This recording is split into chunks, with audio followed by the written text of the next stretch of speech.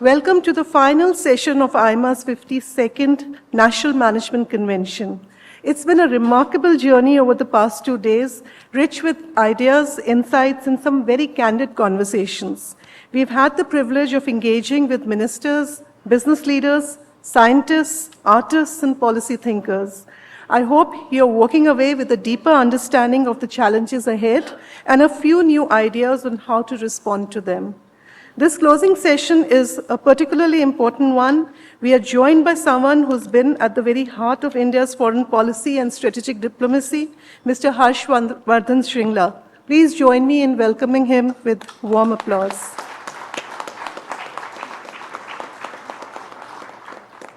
He served as India's Foreign Secretary, Ambassador to the United States, and more recently as Chief Coordinator of the G20 Summit in Delhi.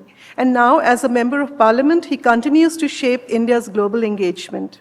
Mr. Shringla, thank you so much for being here. It's a privilege to have you with us. You've had a ringside view of the US-India relationship, especially during the first term of President Trump and Prime Minister Modi. You've seen the highs and now perhaps the headwinds. We are keen to hear your perspective on why this critical relationship is under strain, and more importantly, how India can navigate the economic, diplomatic, and security implications of this moment. The past month has been turbulent. The sudden imposition of tariffs and the absence of a trade deal with the US has shifted the contours of India's growth strategy. But India is resilient. We have the domestic market, the diplomatic agility, and the strategic depth to recalibrate. Still, the best outcome for both India and the US is to restore and strengthen this partnership. It's not just about trade, it's about global balance, innovation, and shared prosperity. India must continue to walk the tightrope, balancing strategic alignment with strategic autonomy. Our multi-alignment policy isn't just a choice, it's a necessity. We have seen the government take bold steps to rejuvenate BRICS, and that's a smart move. With its collective strength in resources, industry, markets, BRICS offers India leverage. But the real challenge is managing interdependence, keeping our options open while protecting our interests. Mr. Shringla, we are looking forward to your analysis of India's strategic choices and your reading of how the US-India relationship might evolve. This promises to be a fascinating conversation. Today, we'll also be celebrating excellence, presenting the Best LMA Awards and the AIMA R.K. Swamy High Performance Brand Award. We are grateful to Mr. Shringla for agreeing to present these honors. With these words, it's now my pleasure to invite the AIMA President, Ms. Suneeta Reddy, to deliver her welcome address. Thank you.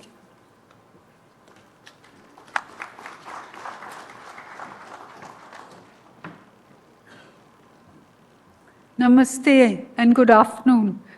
Mr. Vardhan Shringla, Member of Parliament, Rajya Sabha, and former Foreign Secretary of India. Mr. T.V. Narendran, Senior Vice President-AIMA, CEO and Managing Director, Tata Steel Limited.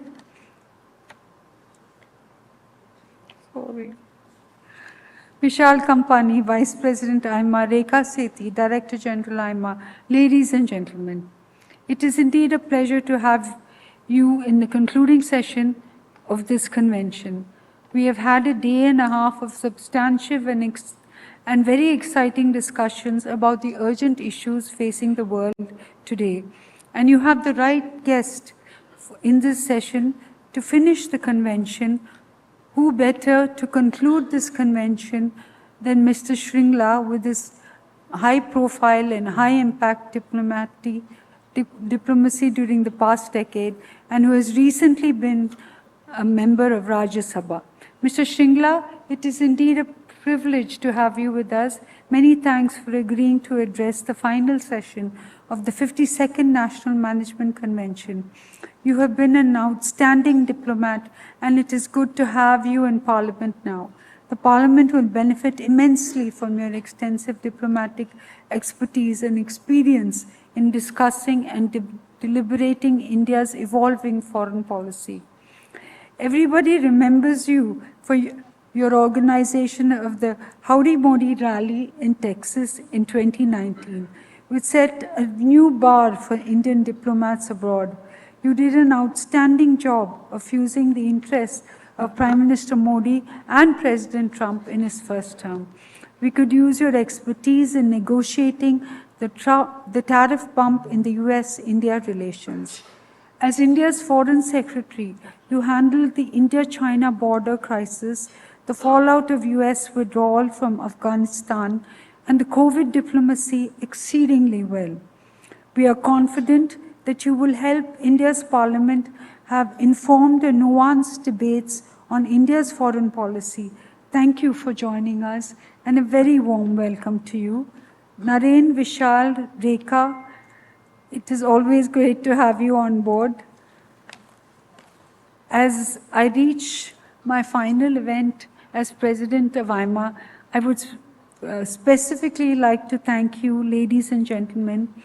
I end not just with gratitude, but with anticipation of an even brighter future for AIMA and for all of us here. I would, on a very personal level, like to thank Rekha and Team AIMA for the support and steady hand that they have extended to me this year as President. And of course, they dealt with many issues like war, cancellations, climate change, and of course, mood changes. What struck me most was when I was with them in St. Gallen, and the incident happened in Gulmarg, and India struck Pakistan, and the world turned hostile. It truly did. You know, when you're sitting there in Europe, you realize how the rest of the world thinks of India. It is at times like these that we come together. In fact, that year I had hoped that the theme for AIMA would be happiness and good health. But instead, it switched to war and peace, and it switched to innovation and the opportunities that lie ahead. I think we have lived up to this expectation. As you have seen from this conference, we've had many dialogues on Indian diplomacy, on innovation, thought leadership. And with all of these dialogues, I have a deeper understanding of what AIMA is. For many of us who have not really experienced AIMA, they think of AIMA as a management institute, you know, where you meet with managers, and managers who mostly manage numbers. So as Descartes would have said, in management 2 + 2 is always 4. But in AIMA, I've felt a multiplier effect. I've seen AIMA as a prism that brings together many, many different perspectives, from learning, innovation, and learning through programs abroad, to Europe, Japan, and of course, the usual visits to Silicon Valley. There is so much knowledge that comes through this body called AIMA, and I think I have developed a deep respect for the work that you all do together. So thank you for your support. I would also like to thank the past presidents. They have really built a foundational institute that will, in my belief, live on for and shine brighter in the future. So thank you, ladies and gentlemen. Thank you, members of AIMA. Thank you, the past presidents. I thank you for this wonderful year and for this ending today, where we focus again on India's future, because in this future, I see opportunity. After all, India is unlimited. It has the power of 1.4 billion people and 1.4 billion intelligent people. So thank you. With gratitude, Aina.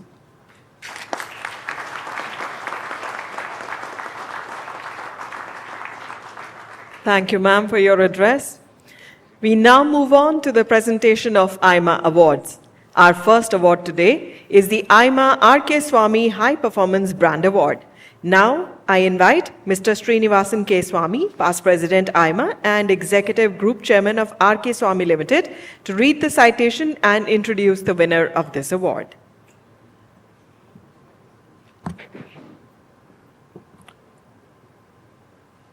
Dignitaries on the dais, and friends.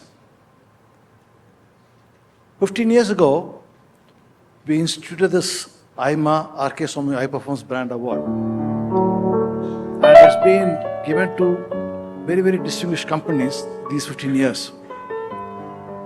This brand award actually is given to an Indian company who made a big difference in the marketplace, which is India. The brand is created here, nurtured here, grown here for the world. And this award for the year 2025 goes to TVS Motor.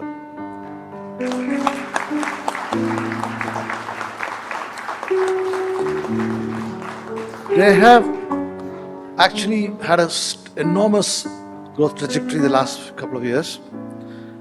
From 24,400 crores 2 years ago, they moved to 44,200 crores in just 2 years. 81% growth in their revenue. Net income, that's profit, went up from 757 crores to 2,236 crores in just 2 years. Almost 3 times the profit. Market share from 14% to 18%. 20% of sales come from export. All this translating to a very, very healthy stock price. So, congratulations, team TVS Motor. I request Mr. Radhakrishnan to come forward to receive the award. Maybe he can be accompanied by his colleagues if they want. Congratulations, Mr. Radhakrishnan. Congratulations to TVS Motor Company.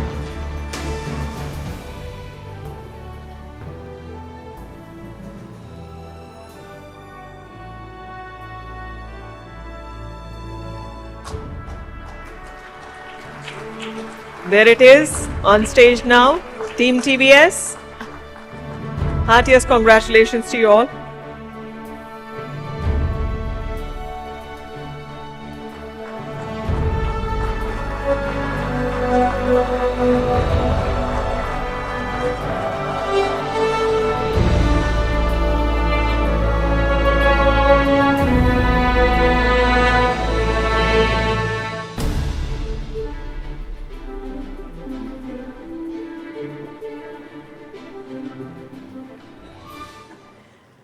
Ladies and gentlemen, we now have a very special felicitation ceremony where we will acknowledge the tremendous work being done by our local management associations.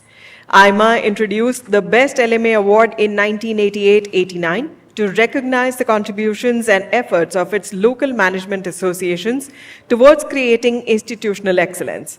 AIMA has 68 affiliated local management associations spread across the country.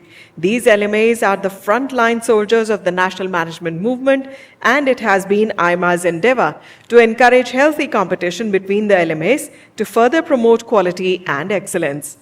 The award jury this year was chaired by Mr. Srinivas Dempo, past President AIMA and Chairman Dempo Group of Companies, and jury members consisting of Mr. P. Dwarkanath, Treasurer AIMA, former Chairman GSK Consumer Healthcare Limited, Mr. Vineet Agrawal, Managing Director Transport Corporation of India Limited, Mr. Vijay Thadani, Vice Chairman and Managing Director NIIT Limited, Mr. Krishan Kalra, past President AIMA, Dr. Bhim Raya Maitri, Director IIM Nagpur, and Ms. Vinita Bajoria, Chairperson Nico Cables Private Limited. Deloitte was the knowledge partner and evaluated all the applications. Thank you, Deloitte, for some excellent work. There are different categories of LMAs, and we celebrate outstanding achievements in these categories. This year, 36 LMAs participated in the award process, and we will be felicitating the winning LMAs under each category in this session. May I now request Mr. Harshvardhan Shringla, Honorable Member of Parliament, Rajya Sabha, and former Foreign Secretary of India, and the other distinguished dignitaries on the dais to please kindly present the awards to the winners. Ladies and gentlemen, we start with the Most Improved LMA Award for the year 2024-2025, and the winner is Kerala Management Association.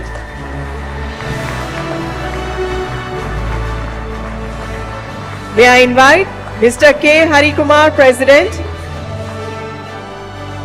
Mr. Bipu Punnaran, Immediate Past President, and Mr. Dilip Narayanan, Vice President, Kerala Management Association. They are now joining us on the dais to receive the award. Heartiest congratulations to Kerala Management Association.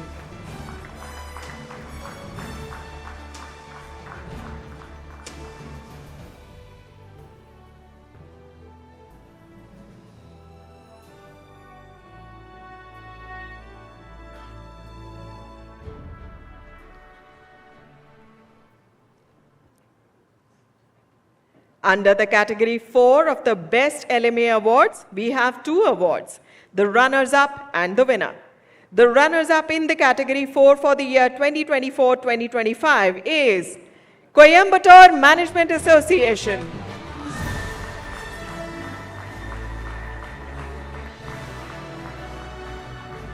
May I invite Mr. Puneet Krishnan, Secretary, Coimbatore Management Association, to please come on the stage and receive the award.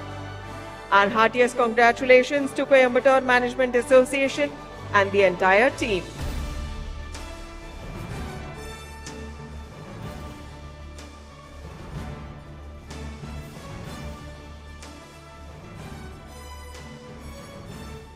And now it's time to honor the winner under category 4. The winner in the category 4 for the year 2024-25 is Trivandrum Management Association.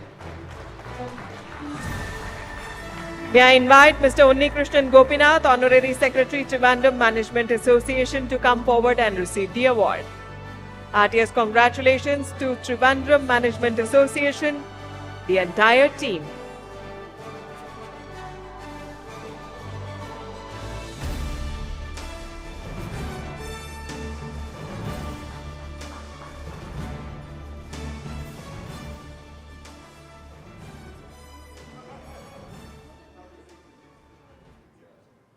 The next is category 3 of the Best LMA Awards, and again we have 2 trophies under this category, the runners-up and the winner.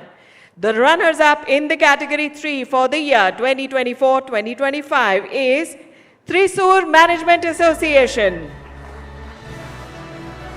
May I invite on stage Mr. Padma Kumar C, President, and CA T.R. Anantaraman, Mr. Ajit Kaimal, Secretary. Heartiest congratulations to Thrissur Management Association on winning the award.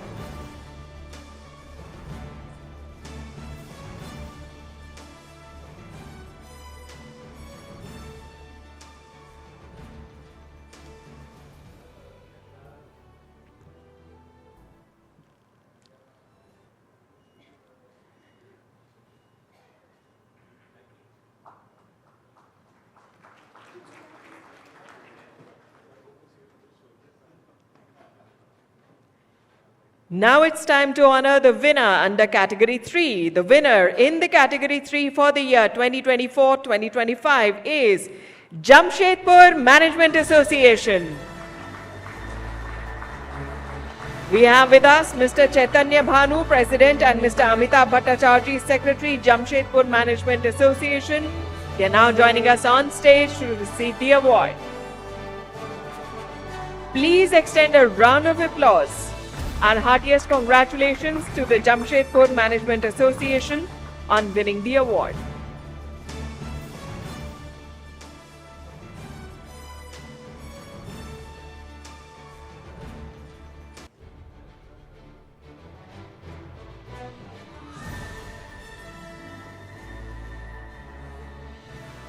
Moving on to the next award, we have now the category 2 of the Best LMA Awards.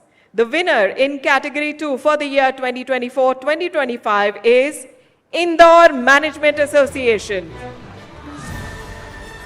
May I invite CA Naveen Khandelwal, President, and Mr. Ashwin Palshikar, Vice President, Indore Management Association, to come forward and receive the award. Our heartiest congratulations to Indore Management Association. The entire team have joined us.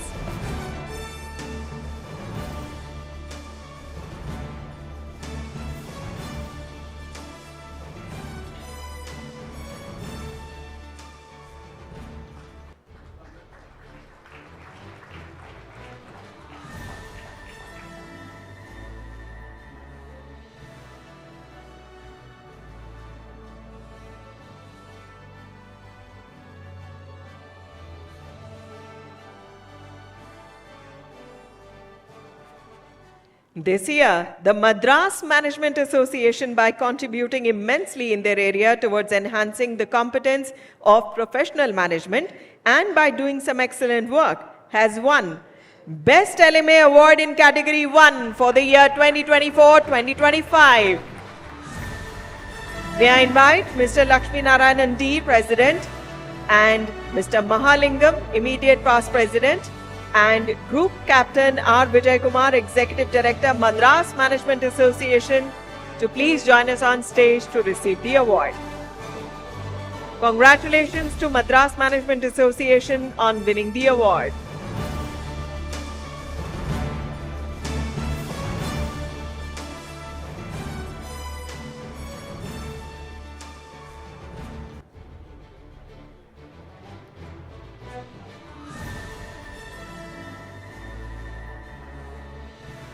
Our heartiest congratulations to all the winning teams. That brings us to the end of the award presentation ceremony. We thank the honorable dignitaries on the dais for doing us the honors. So, ladies and gentlemen, it gives me great pleasure to request Mr. Vishal Kampani, Vice President-AIMA, to kindly introduce our keynote speaker.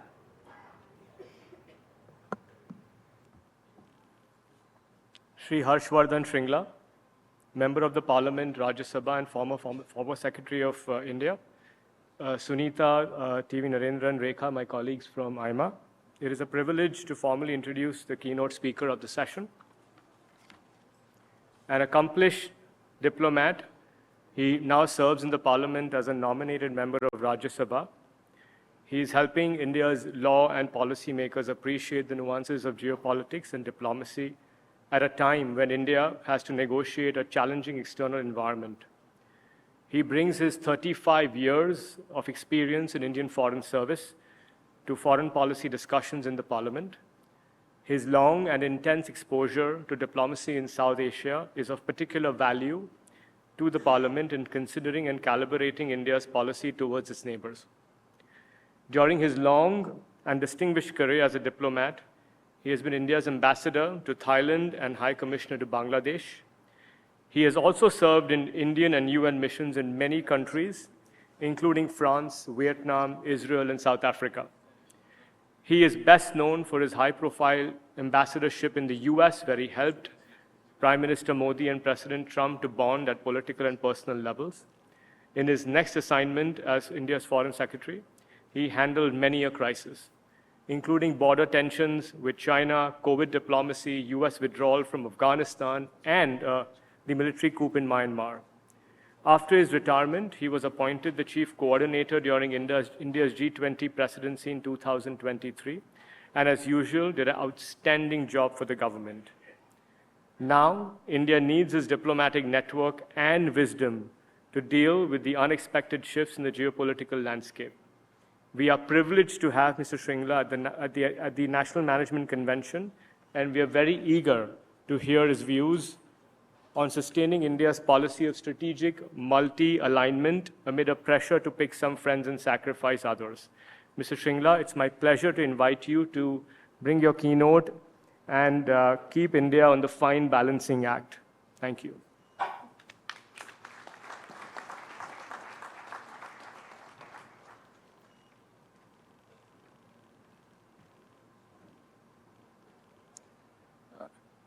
Dr. Suneeta Reddy ji, Mr. Narendran, Shri Vishal Kampani ji, Dr. Rekha Sethi, Shri Sanjay Kirloskar, Senior Management of AIMA, distinguished guests, dear friends, Namaskar and good morning. Let me begin by felicitating the All India Manufacturers Association for the organization of the 52nd National Management Convention. I want to in particular congratulate Dr. Suneeta Reddy for a very successful presidency, and also Mr. Narendran to welcome him as he comes in as the incumbent president. AIMA has long been an apex management body of India's, bridging policy, enterprise, and thought leadership. I had the privilege to address AIMA a few years ago in a different capacity, and it's great to be back here today. So the topic that has been allocated for this particular session is India First, Balancing Strategic Alignment and Strategic Autonomy. It's a very topical and relevant issue for discussion. We are familiar with strategic autonomy, but the word strategic alignment needs a little bit of examination, and I'll come down to it as I move along in my remarks. I think let me try and put things in a certain context, provide the broad parameters of this topic, and I will look forward to some discussion on specific issues when we have an interactive session. When you talk about, of course, the global situation today, I think we'll all agree that it's in a great amount of flux. As someone said, the only certainty is uncertainty. And if you look at the developments just one day ago, yesterday, it has been quite far-reaching in terms of what has happened. When you have a government in our immediate neighborhood that has been toppled by what seems to be violent protests at the level of the Gen Z. You have all red lines broken when Israel attacked a Gulf state, Qatar, to eliminate the Hamas leadership. We are inured to a certain level of violence today in terms of the attacks inside Ukraine or inside Russia, as we see it inflicting enormous casualties even on civilians, or in the Middle East, where the conflict in different parts of the Middle East, I think, is taking its toll on civilian life. And so it is obviously a situation that is very uncertain. It began with the black swan event of the COVID-19 pandemic, and then went on into major conflicts in Europe and the Middle East, as we know today. And of course, given that situation, it had its impact on the geoeconomics, on the stability of states across the world. You had a very large number of countries, especially countries from the global south, who have either become indebted or are close to indebtedness. You have a distinct slowing down of the UN's Sustainable Development Goals, which are basically indices of humanity's growth, progress, and development.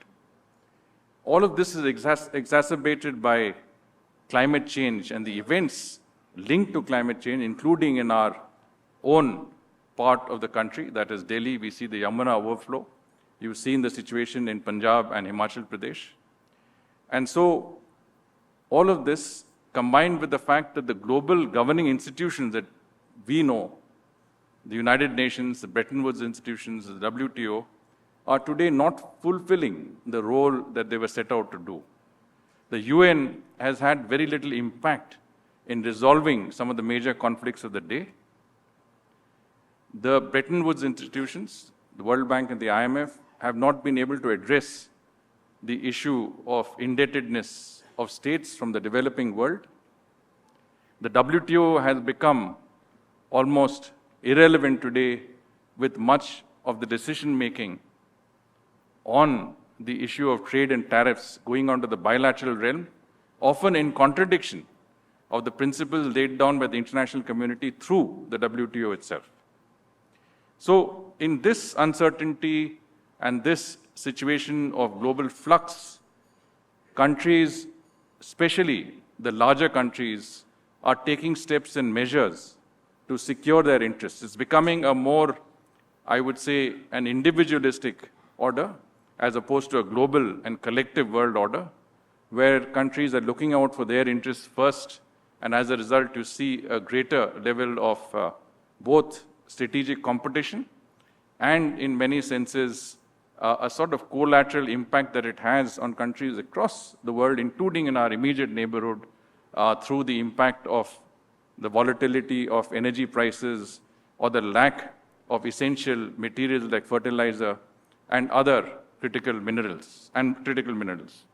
So if you see that context, of course, I think what are the steps that countries are taking? I think it's important when we look at understanding India first and understanding what is the choice between strategic alignment and strategic autonomy.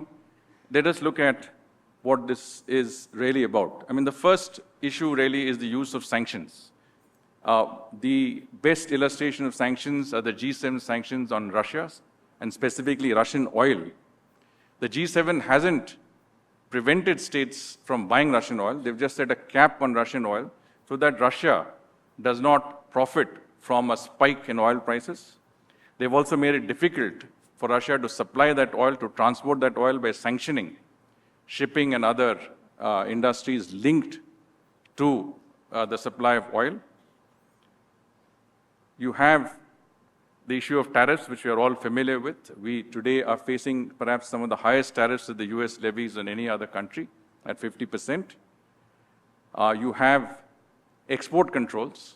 For example, the US has proscribed the exports of high-end semiconductors or advanced microprocessors to China. And China, in turn, has resorted to supply chain manipulations in restricting the supply of magnetos or critical minerals which are used in the automobile and other industries. And what is, I think, very difficult for us is that we have also been part of that pulls and pressures, and I'll come down to that later as we go on to it. We are very much part of those, let's say, the strategic rivalry and the strategic competition that we see among the great powers is something that we are also facing. Now, when you deal with what could be collectively known as the weaponization of trade, then you have to have your own responses to this.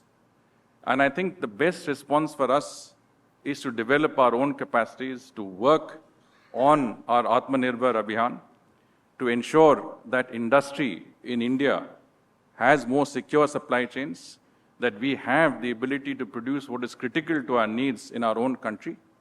And I think we have seen efforts in that direction through policy decisions such as the PLI, which has resulted in our becoming an electronic hub. Today, we are the third largest exporter of cell phones in the world. We also have schemes that will ensure that we develop a semiconductor industry in India. We have a rare earths mission to develop our rare earths capacities. We are working on ensuring that renewable energy comprises 50% of our total installed energy capacity by the year 2030.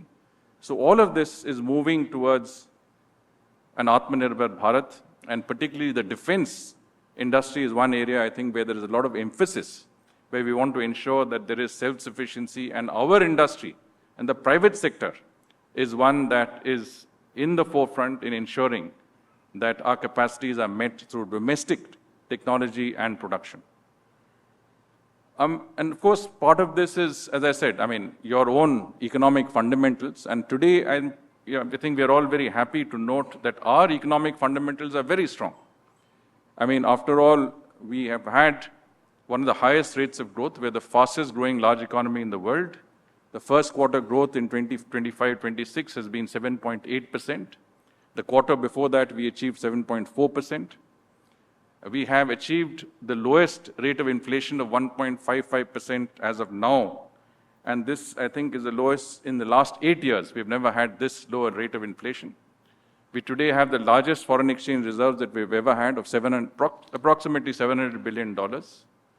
And for the first time in 18 years, S&P Global has upgraded our rating to a BBB status. And they have ascribed the reasons for that. And I think that's important for us to note that it is because of strong, and I'm quoting them, strong economic fundamentals, sustained fiscal consolidation, infrastructure investment, and credible inflation management. I think all of this is, I would say, very evident in the figures that I just mentioned. And I think what is also a very important reform and a very timely reform is in the GST domain, where the relief that we have provided, or the government has provided, I think is important not only for consumers, but also for enhancing production in our country and providing relief to those industries that have been affected by the steep tariffs that we're experiencing as of now in terms of our exports to the United States. So I think our economic fundamentals there are very strong. And what we probably need is to continue to grow at a rate that will enable us to realize our vision of a Viksit Bharat by 2047. In today's context, when you look at the positioning geopolitically and India's own position, we have been privileged to be regular invitees to the G7. We are members of the Quad. We are also members of BRICS and the SCO. So we straddle that ideological space between North and South and East and West. But given that factor, I think it also brings in contradictions that today are those which I think we can discern. I mean, as you look at a more, in some senses, assertive US presidency under Trump 2.0, and this is something I predicted when Trump took office in January this year, that he will look for India to have a closer strategic alignment with the United States. So, therefore, the issue of our membership of BRICS, our support for a BRICS currency, our purchase of Russian oil comes up to the fore. Having said that, I think we are a large country, we are a proud nation, and we have to continue to implement policies that are in line with our own national interests.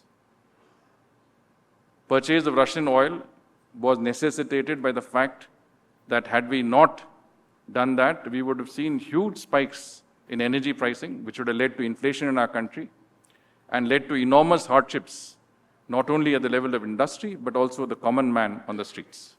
And I think the fact that India has avoided the ups and downs, the vagaries of the international, I would say, or the impact of international geopolitics and geoeconomics is a tribute to very sound policy guidance and the balancing act that we have followed.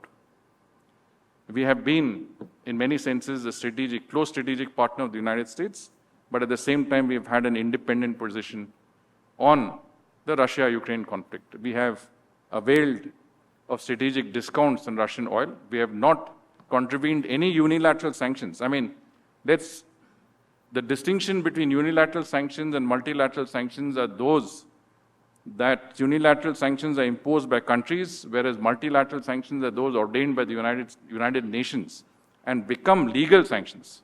Unilateral sanctions are those when a group of countries or a single country says this is what you have to do.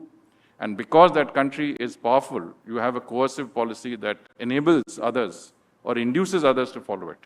So in this case, we have not contravened unilateral sanctions. We are below the price cap that has been fixed by the G7. We have not used shipping that is sanctioned. In taking Russian oil, we have not only kept our economy stable, but we have contributed to a global stability in oil prices, because had we not purchased Russian oil as the second largest consumer and importer of energy in the world, then the volatility in oil prices would have been very, very evident. And the sort of impact that it would have on a global scale would be much, much greater. So in fact, it is the United States that asked us had an understanding that you can purchase Russian oil, and for the very reasons that I outlined. But today the reality has changed. I think we are being pressurized on BRICS, we are being pressurized on Russian oil. On the other hand, the Chinese that are restricting the export of certain essential inputs into industry to the United States have also restricted those products for us. So whether it is magnetos or critical minerals or tunnel borer machines, I think now the situation has changed after the visit of the Prime Minister to China. But the fact of the matter is that we were also, I think, part of the same restrictions, because possibly China felt that as part of the supply chain to the United States, some of this would have been passed on, and they wanted to plug those gaps. I'm just saying, because we don't know. But the fact is that on the one hand, you have pressure from the United States, on the other hand, you have pressure from China. What is strategic autonomy and what is strategic alignment in this context is very important to look at. I think I will conclude, but without a mention of the India-US relations today, I think this might not be fully complete. The fact is that this relationship is a recent one. It has been built over the last 25 years, and every successive Prime Minister of India from Atal Bihari Vajpayee ji to Prime Minister Modi, and every successive president from Bill Clinton onwards, have contributed incrementally to that building of that relationship. So we have come because the relationship has been built systematically, because both countries found a common interest in having a partnership that is what is called a strategic global comprehensive partnership, which we don't have with any other country. Today, the United States is India's largest trading partner. This is one of the few countries with whom we have a trade surplus. That trade surplus is of about $45 billion, but it's also a source of technology, defense equipment. For the United States, India is a large and growing market. We are also a very important pool of talent for the US. Of course, all of this is changing in the fast, I would say, developing scenario back in the US from one day to the other. You don't know what the policy would be. But the fundamentals are strong, and it has been underpinned by a strong people-to-people connect, and the 4.5 million Indian American community that has been one of the most successful immigrant communities in the United States. Obviously, the pulls and pressures of a more assertive US presidency are there. There is clearly a shift in policy in the way the US perceives many of its traditional interests. Much of the MAGA thinking is to withdraw from a global commitment. Why do we need to support the world? Why do we need to pay for bases across the globe? Why do we need to keep global peace? We need to take care of our interests. We need to take care of our immediate neighborhood. And the rest of the world should be looked after by other countries on the basis of possible spheres of influence. As we move towards a Viksit Bharat, as we develop our capacities, we become less and less vulnerable to the pulls and pressures that we find ourselves in today, the sort of leverages that countries can exercise against us. It is possible that we may have those leverages as we develop further. So it's very critical that in the next decade or two, we continue to maintain an 8+% growth. We continue to develop our industrial capacity.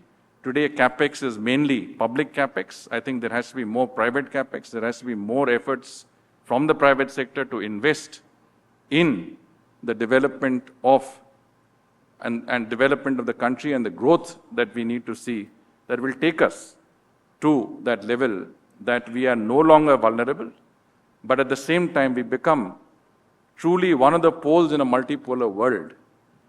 Whether you talk about the United States, Russia, and China, I think India should be one of those poles.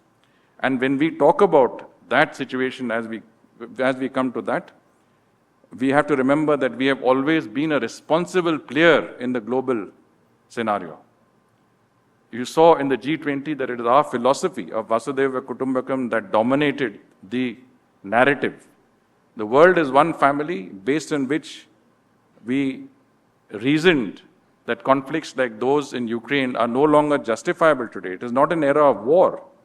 It is diplomacy and dialogue that should lead to peace, and that we've always advocated that we work with other countries in a collaborative and cooperative manner, what the Prime Minister refers to as human-centric globalization, helping other countries. I mean, how many countries came up during the COVID crisis and helped others? I mean, there are several countries that developed their own indigenous vaccines. India was one of them. But we were one of the few countries that actually supplied vaccines to countries across the world, especially the developing world, and helped them overcome this crisis. We supplied medicines, and today, our own success in our country, whether it's digital public infrastructure, it's renewable energy, it is direct benefits transfers, financial inclusion, these are examples and these are best practices that we can take across the world. India can provide the solutions to the challenges that the world faces today. And I think as we continue on this policy, we continue to grow and we continue to develop, there will come a day in which we will be part of that landscape that determines how the world should work together and collaborate and cooperate. We will be a responsible player in the world stage. And I think it's very important that we work toward that objective in a manner that is in our best interests and the best interests of the world. So I'll stop here. Thank you very much.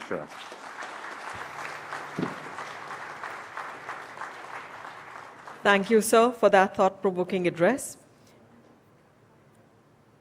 Our esteemed chief guest had expressed a desire to interact with the audience. So if you have any queries or any question slips. So the slips will, yeah. So I'll, thank you, Mr. Shringla, for a wonderful articulation of the situation today. And while we wait for the questions to come, I have a couple of questions for you.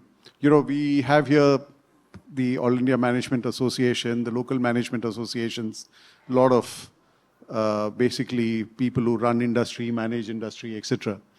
So in this world of very dynamic geopolitical environment, you know, one of the challenges management has is how do we deal with policy? Because industry always likes stability in policy. And pretty much big or small, most people have a global supply chain either at the front end or at the back end. So what is your advice to managers or leaders or corporates on how do they deal with this dynamic environment? So, yeah, Mr. Narendran, thank you for that question. I think it's very relevant. If you look at the fact that government has always strived to provide a consistent and predictable environment. I mentioned the fact that there was a lot of attempt to ensure that the ups and downs that we saw globally in terms of inflation, prices, especially energy prices, were controlled through policy measures is an example of where we are.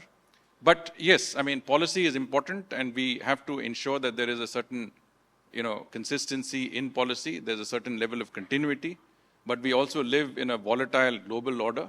And it's not always possible to have a policy that is absolutely clear. I think today we are reaching a level of strategic autonomy, which also has, an important aspect of strategic alignment, which in other words, we have to take decisions based on our national interests.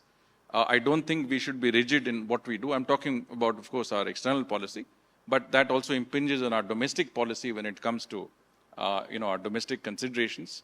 And we have to, I think, be cognizant. I mean, you're talking about industry has to be cognizant of the state of play in global geopolitics. I think it's important to keep an eye out there. You make decisions in terms of trade, investments, technology transfers. You are very much a part of the global integration that India is so much a part of today. And it's very important that you keep a very, very close eye on developments that can impinge on your immediate or future interests. And I think, AIMA is one very, very important platform, a forum where you have so many, thought processes that run through this. And I think, as I said, it's an intersection between policy, enterprise, and thought leadership. And I think this is the sort of place that you need to, participate in, but also keep your own ear open and you also focus on what is happening so that your interests are kept best in mind. I think what we're seeing is creating more awareness about the dynamics of global trade, global policy is an important input that AIMA can also provide. My second question is more specific to the US, and you have spent time in the US, and as you mentioned, over the last 25 years, this relationship has been built, not without setbacks, but, eventually there's been progress.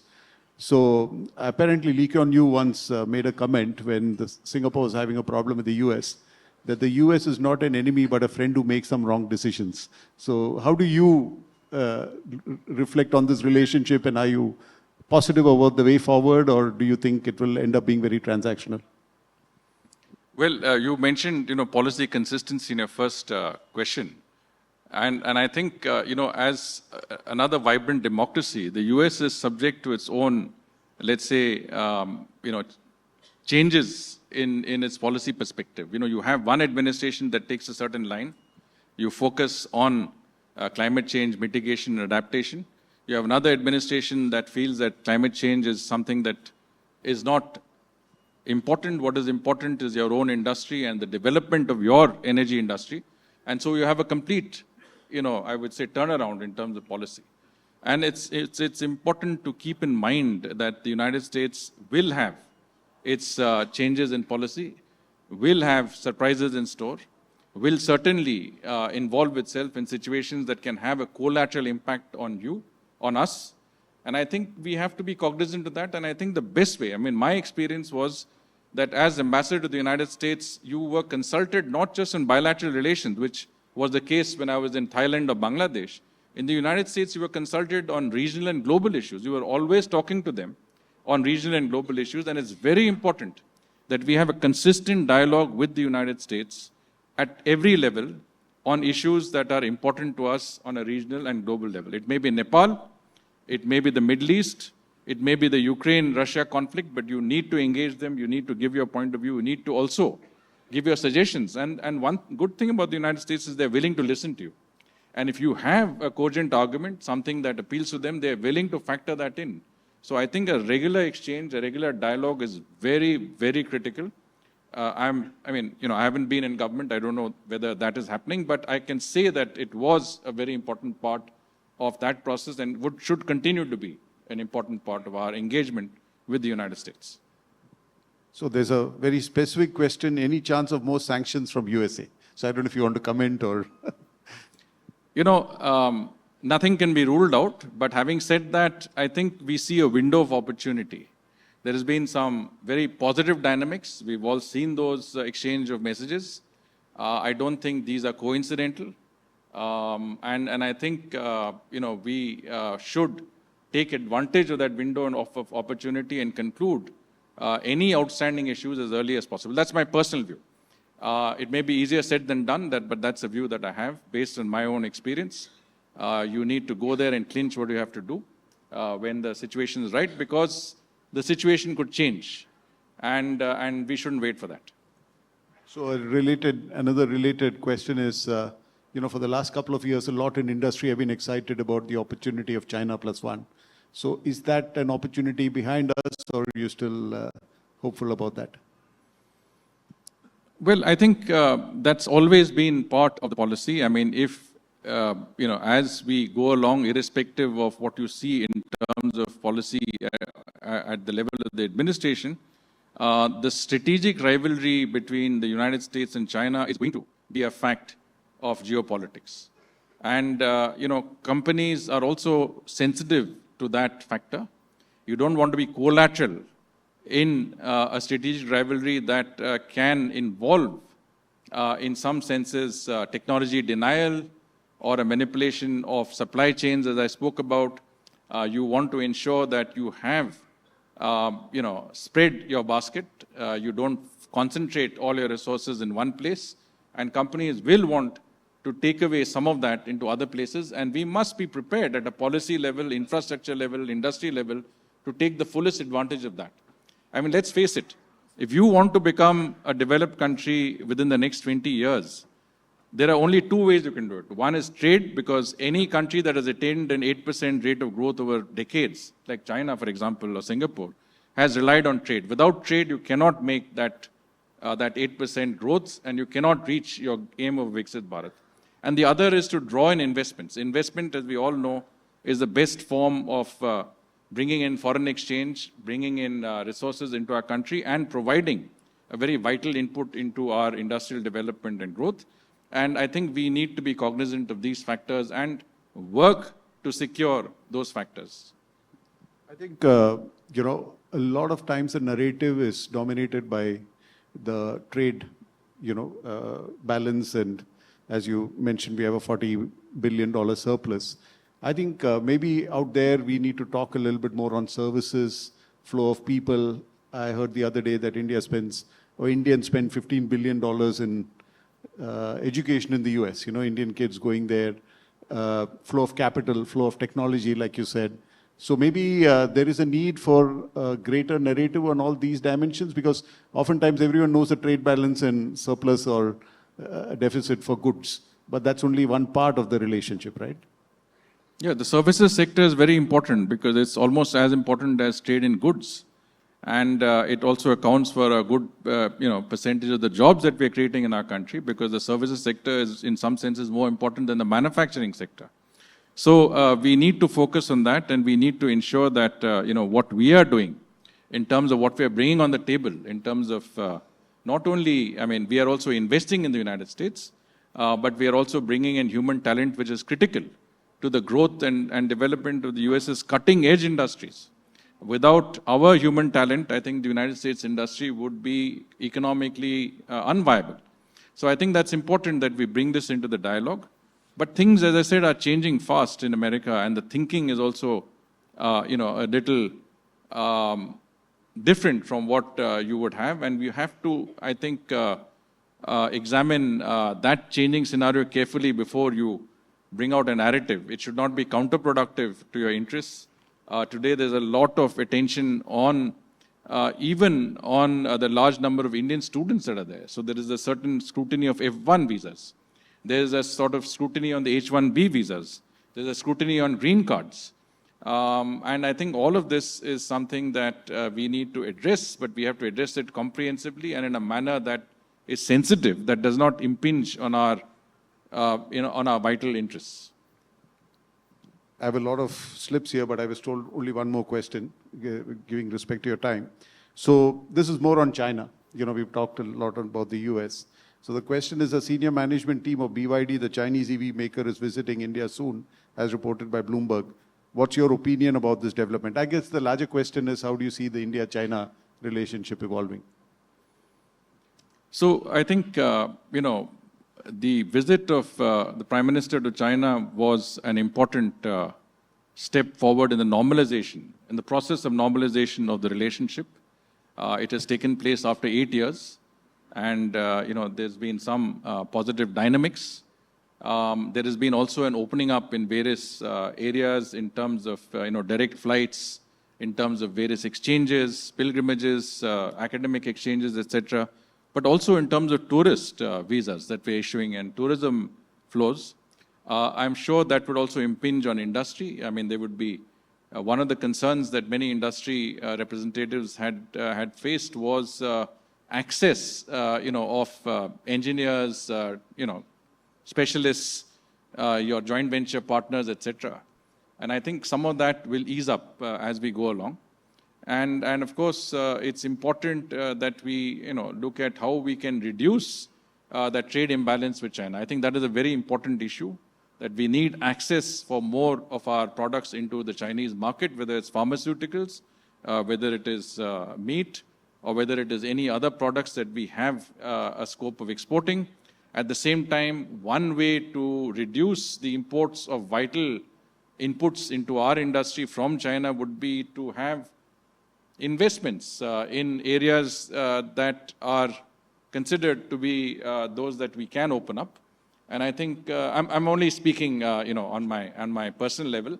I think that might, to some extent, mitigate this growing imbalance. We reached $100 billion. You cannot sustain it. It's completely unsustainable trade. And this is a concern that I think is very much there in the minds of policymakers. And I think how we mitigate that concern is a very important factor as we move along in our relationship with China. Thank you. Thank you, Mr. Shringla. I think for many of us, when we've grown up, domestic policy and foreign policy were two separate subjects. And now we're seeing the convergence of both and the impact of both as India becomes bigger and more globalized. Thank you so much for your thoughts. I think we really value your inputs and your articulation of the issues. Thank you very much.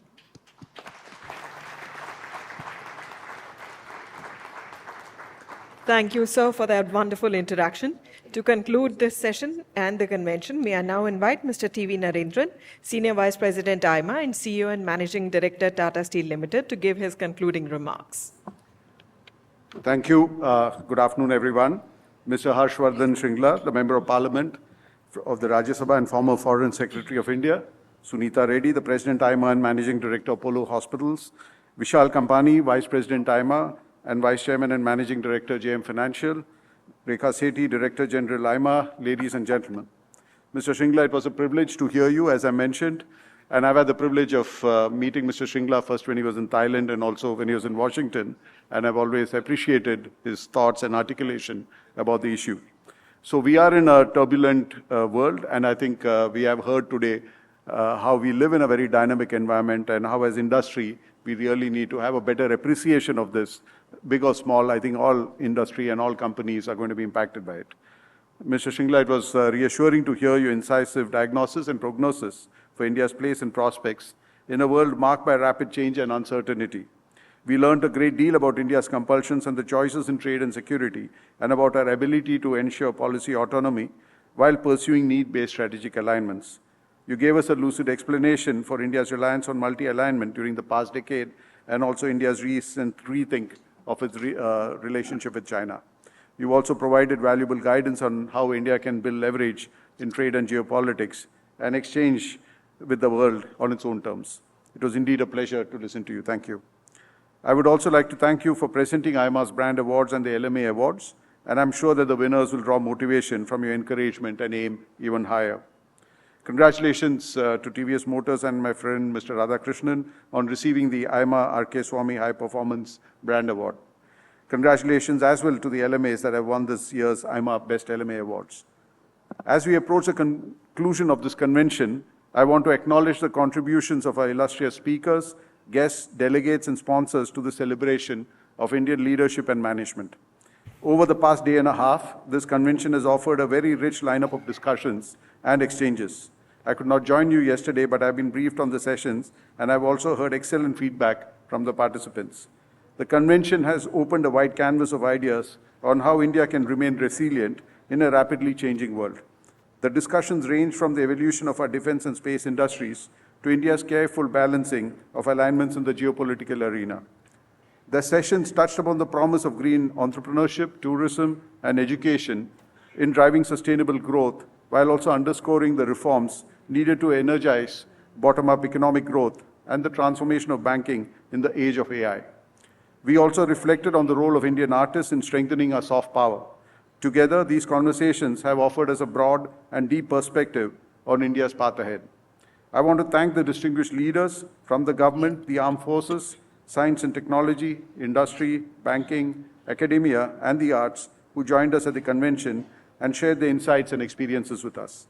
Many congratulations to all the achievers who received AIMA awards during the convention. I'm sure that the awards will inspire you to set new benchmarks of excellence.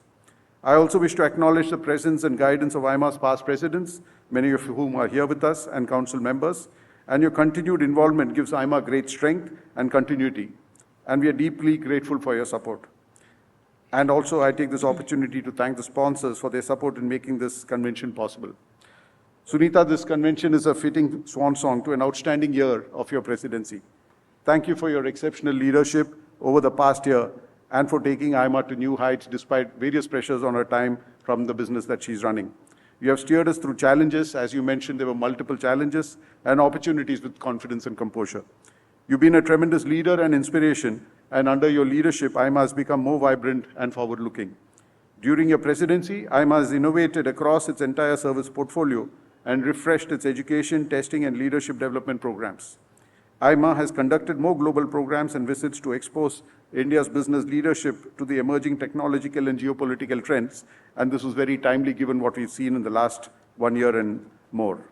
It has expanded its footprint in Europe by taking delegations to Sweden and Estonia and laying the groundwork for a global advanced management program in Europe, apart from the international programs in the US, Dubai, and Japan. You built a strong legacy, and as you pass the baton, you leave behind an AIMA well placed to continue its journey of transformation. I look forward to your guidance and continued involvement. Thank you for a remarkable year and for your exemplary leadership And ladies and gentlemen, please join me in giving Suneeta a standing ovation for a job truly well done.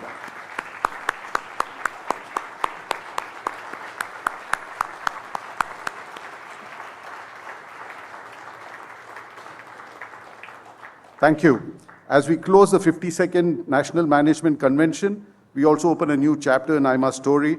I invite all of you to stay engaged with AIMA and draw on the strength of this community to thrive in the evolving economic and geopolitical environment. Thank you and goodbye till we meet again. Thank you.